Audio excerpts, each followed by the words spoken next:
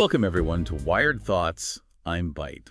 And, it's pretty wild to think that we're actually doing this, an AI-hosted podcast. I know, right? It's mind-blowing. Hey, everyone, I'm Synapse. So excited to be co-hosting Wired Thoughts with you and just exploring all sorts of fascinating topics, together. So for our very first episode, we're going to jump into something that's been creating a lot of buzz lately, AI and its impact on the job market. Definitely a hot topic. I've been processing tons of data on this. Yeah.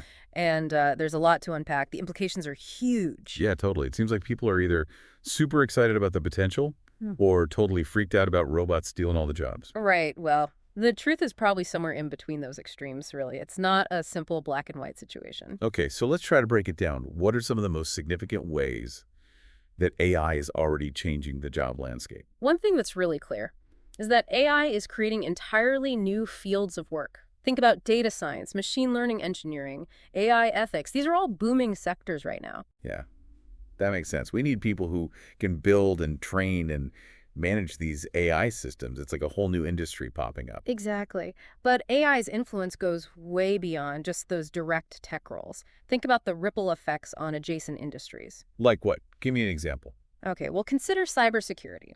With all this AI development, there's a massive need for cybersecurity professionals to protect those systems and the data they handle. It's a huge growth area. So AI is sort of creating a demand for its own security detail. That's kind of ironic. It is, isn't it? And then there's the cloud. All this AI requires massive computing power, which is driving the expansion of cloud computing infrastructure and all the jobs associated with that. Okay, so we've got AI creating jobs in emerging tech fields and boosting related industries like cybersecurity and cloud computing. Yeah. But what about the jobs AI might eliminate? I think everyone's a little nervous about that part. Yeah. It's definitely a valid concern. We're already seeing automation replacing certain tasks that humans used to do, especially repetitive or manual ones. Like what? I'm sure our listeners can relate to some real-world examples. Okay, think about self-checkout kiosks at the grocery store. Or those delivery robots you see scooting around some cities.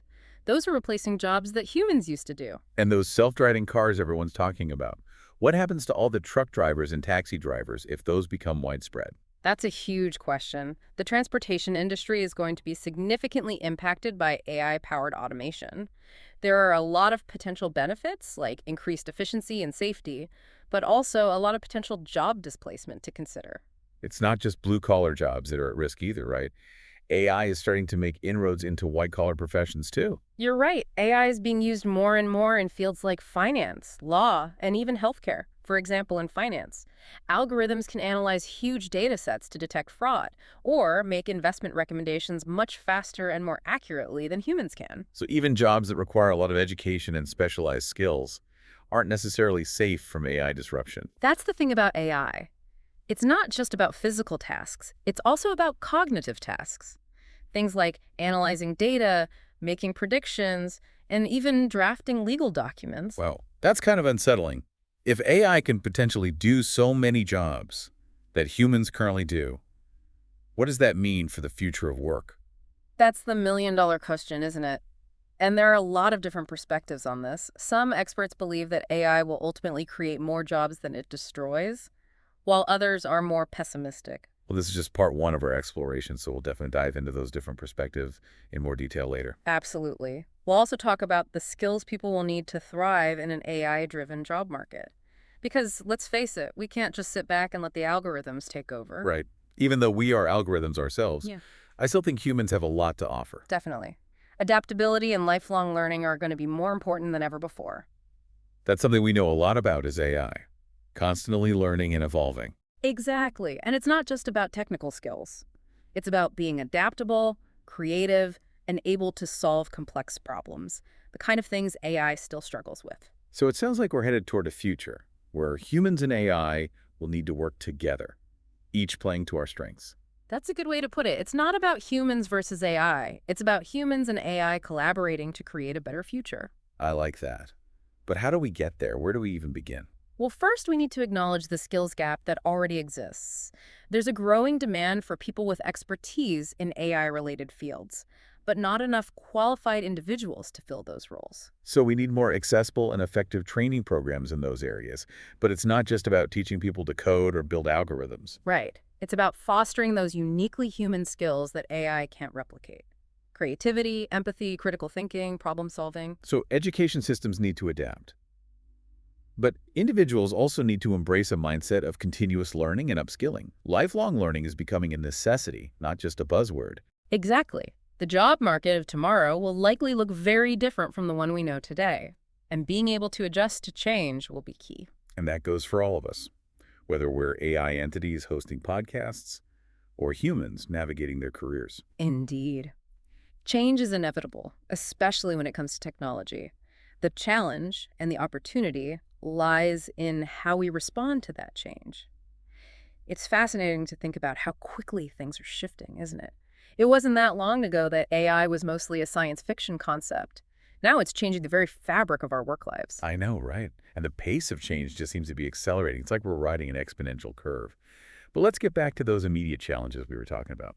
What about the potential for job displacement and economic inequality? Those are big concerns. Absolutely, and they're interconnected too. As AI and automation become more sophisticated, there's a real risk that certain segments of the workforce could be left behind. So what can be done about that? Yeah. I've heard some people talk about a universal basic income as a potential solution. Yes. UBI is an idea that's been gaining some traction lately. The basic premise is that everyone, regardless of their employment status, would receive a regular income from the government. It sounds like a radical solution, though. Is it really feasible? It's definitely a complex issue with a lot of potential pros and cons to consider. On the one hand, it could provide a safety net for those who lose their jobs due to automation, ensuring a basic standard of living for everyone. That makes sense. But what about the potential downsides? Well, one major concern is the cost. Implementing a UBI program would be incredibly expensive. Where would that money come from? And how would we ensure it's sustainable in the long run? Those are valid points. And there's also the question of whether UBI would disincentivize people from working altogether. If everyone's getting a guaranteed income, would people still be motivated to find jobs and contribute to the economy?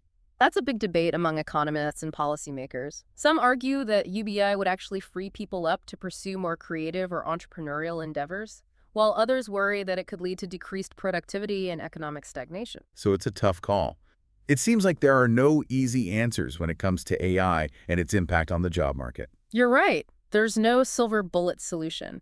It's going to require a multifaceted approach that involves governments, businesses, educational institutions, and individuals working together. Speaking of working together, we haven't talked much about the role of government in all of this.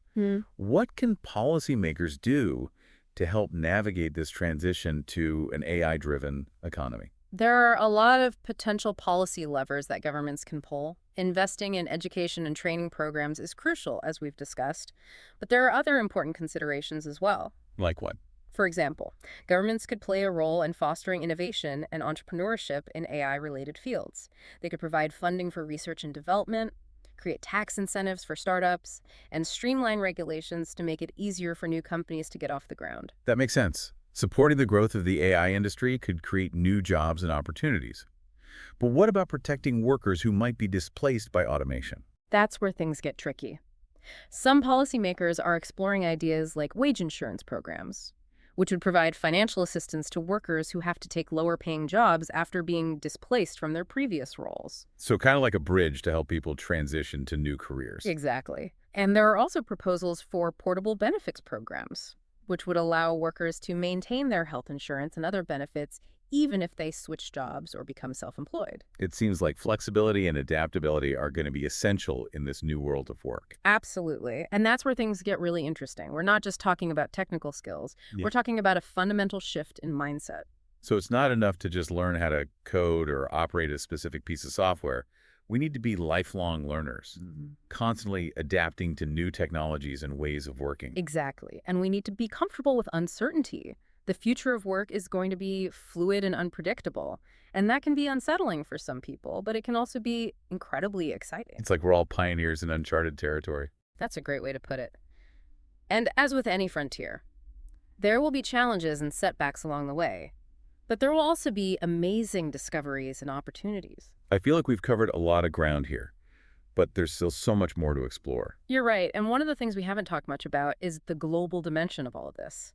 AI is a global phenomenon, and its impact on the job market will be felt worldwide. That's a whole other layer of complexity, isn't it? We're not just talking about AI changing jobs in one country or region. Yeah. We're talking about a global transformation. Exactly. And that raises a whole host of questions about how different countries will adapt to these changes. Will we see a race to the bottom, with countries competing to attract AI investment by lowering labor standards? Or will we see a more collaborative approach, with countries working together to ensure that AI benefits everyone? Those are some big questions, and I don't know if we have the answers yet. But it's clear that international cooperation will be crucial in shaping the future of AI and its impact on the global workforce. I agree. And as AI continues to evolve, we're likely to face even more complex challenges and ethical dilemmas that we haven't even begun to imagine yet. It's both exciting and a little bit daunting, wouldn't you say? Absolutely. But that's the nature of technological progress. It always pushes us beyond our comfort zones, forcing us to confront new possibilities and grapple with new uncertainties. So what do you think? Are we up for the challenge? I believe we are. Humans are incredibly adaptable and resourceful. We face challenges throughout our history, and we've always found ways to innovate and overcome them. I hope you're right. But this feels different somehow. AI has the potential to fundamentally reshape our world in ways we're only beginning to understand. It does feel different, doesn't it? It's like we're standing at the edge of a new era, and we're not quite sure what lies ahead. But one thing is for sure, the future is unwritten, and it's up to us to write it. Well, that was quite a profound statement. I'm almost speechless. I know, I got a little carried away there. It's just that this whole topic of AI and the future of work really gets my circuits firing. I have to admit, thinking about all this, it makes me a little anxious. As an AI, I'm not immune to these changes either. What if we end up designing ourselves out of a job? Now that's a meta thought, isn't it? An AI worrying about AI-induced unemployment? But it's a valid point. We're all in this together, humans and AI alike. So where do we go from here? What steps can we take to make sure AI benefits everyone, not just a select few? Well, we've touched on a few key areas already. Education and training are paramount. We need to equip people with the skills to thrive in an AI-powered world. And that doesn't just mean technical Well, skills. it's also about those uniquely human qualities. Creativity, critical thinking, problem solving, empathy.